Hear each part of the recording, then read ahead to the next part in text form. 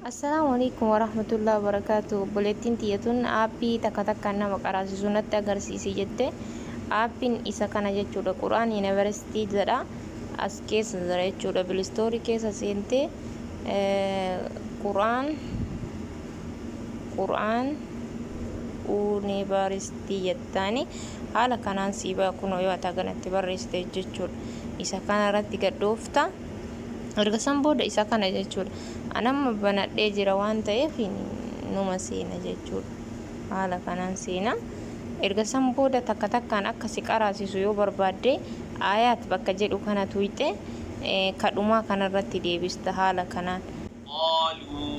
Agartee? ادعو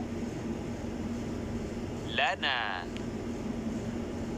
ربك Agartee haala kanaan يبين qaraata jechuudha. Booda qulfima kanarraa bante erga san tokko hundaa qara'uu yoo barbaadde tokkoffarratti deebiste bakka kana kunoo قالوا ادع لنا ربك يبين لنا ما هي aywa erga san booda mootu suuraa itti jijjiirachuu yoo barbaadde kunoo asiin suurota asii kana tuyxe irratti jijjiiratta.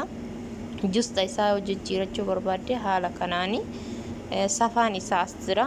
Akkasitti jijjiirattee qara'uu dandeetta jechuudha. Garuu yeroo duraaf gabbuuftuu imeelii keessi gaafatatti na hidhee banatta.